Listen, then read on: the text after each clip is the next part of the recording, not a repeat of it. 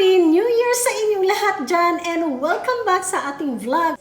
Si Mami ngayong araw magawa ng chocolate cookie. So, dapat itago ang mga ring guys, otherwise, naku, madumihan. So, ito siya ang ating cookie. Mga 50 grams lang siya. So, we're going to dip this with the walnuts. So, ayan.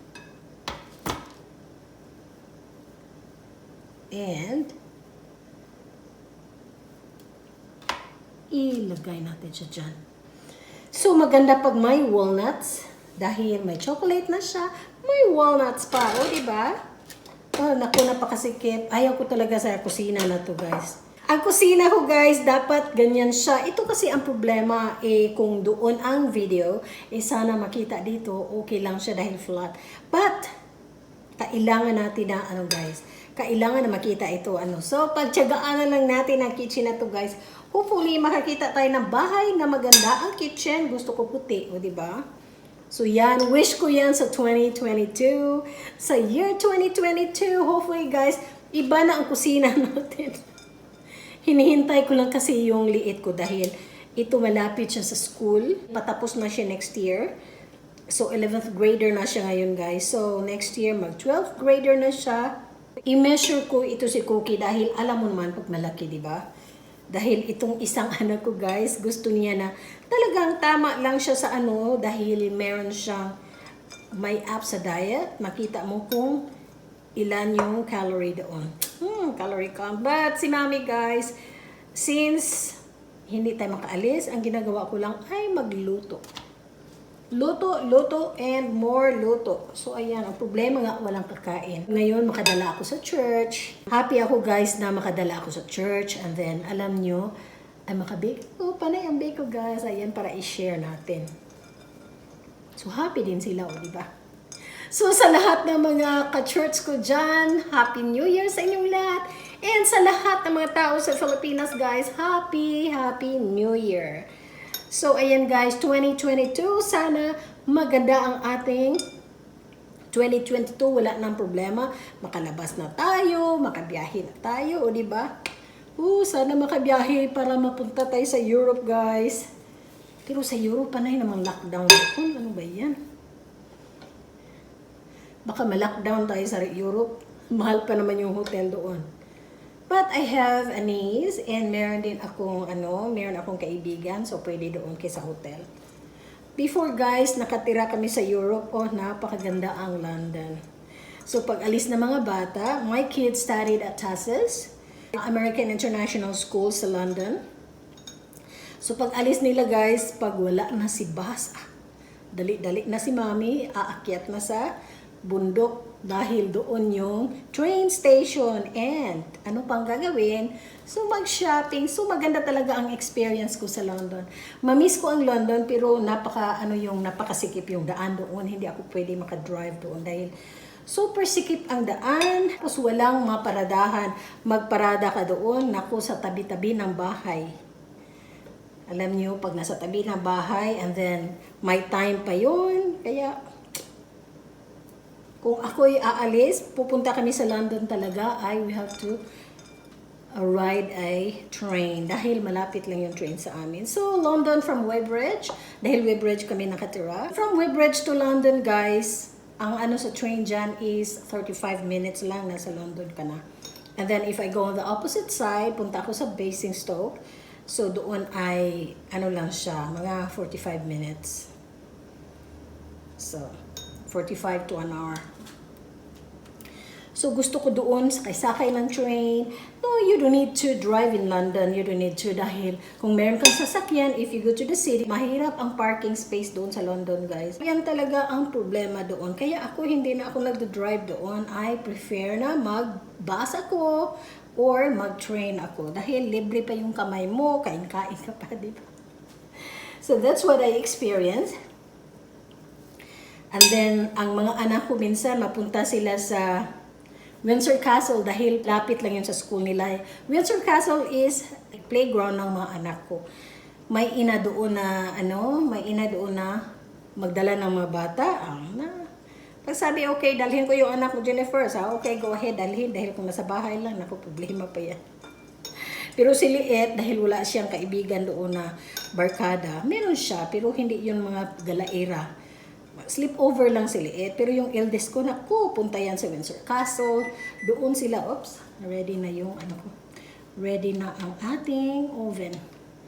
So, Windsor Castle sila guys. Dahil may playground doon malapit. Hindi sa Windsor Castle. Pero sa city na yan.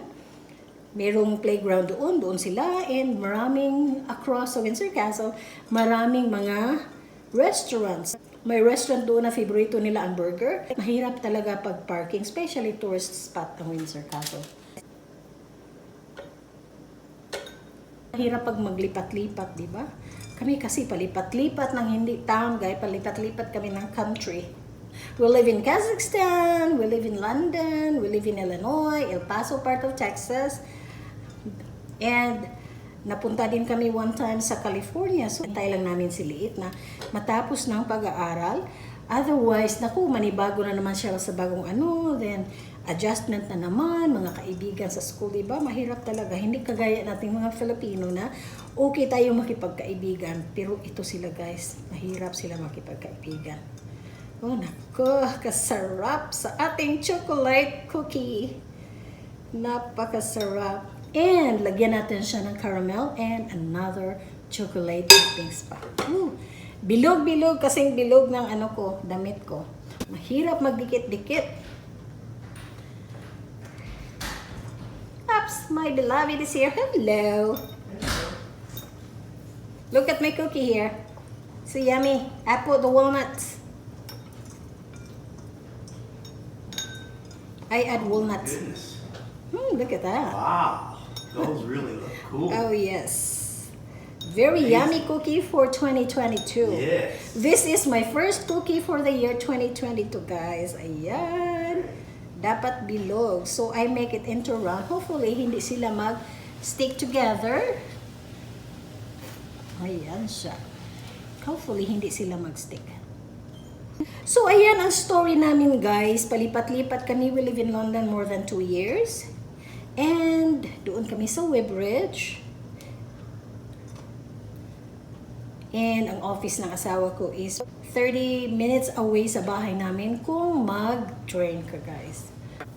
So, na-miss ko yung mga time na nakatira kami sa England.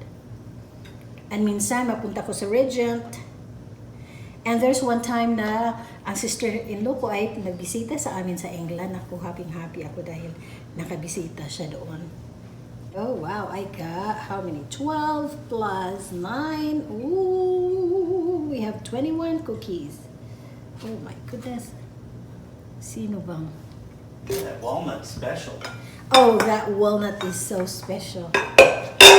So, meron tayong walnut. And, ta-da! Ayan na ang ating cookie, guys. We made 21 cookies. Between 50 to 55 gram each. Para pari-pariho talaga ang measurement niya. Iganyan na natin siya. I-flatten na natin. Yan.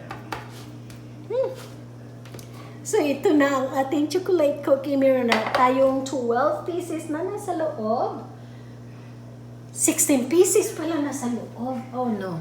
12 pieces na nasa loob. And ito siya. Naging 21, guys. So, meron tayong 21 cookies. Mamaya, guys, ito na ang i-dessert natin. So, ngayon, guys, magawa tayo ng cinnamon roll dahil masarap sa cinnamon roll. Ito na ang ating dough na nagawa. Nag-rise na siya. More than an hour yata ito siya. Oh, look at that. Smell it. The smell of dough. So yummy. Look at that. So, tap. Dito sa ano natin. And we have to roll this dough.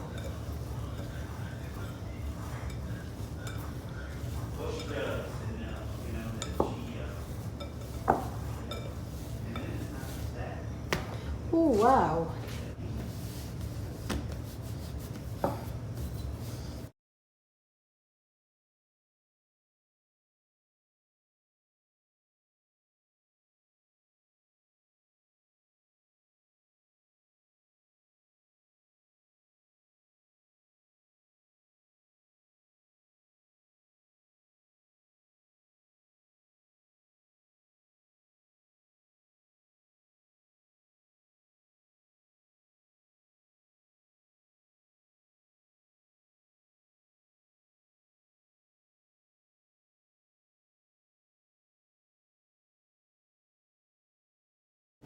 Pwede natin siya insert somewhere in the middle.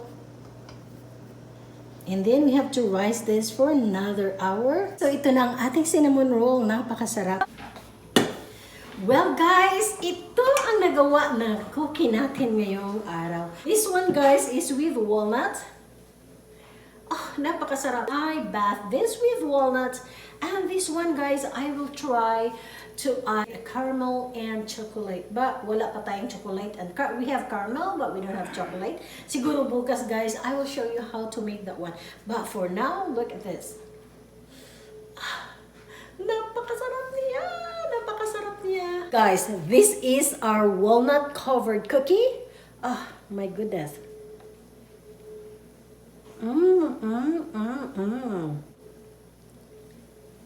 Wow. Look at that.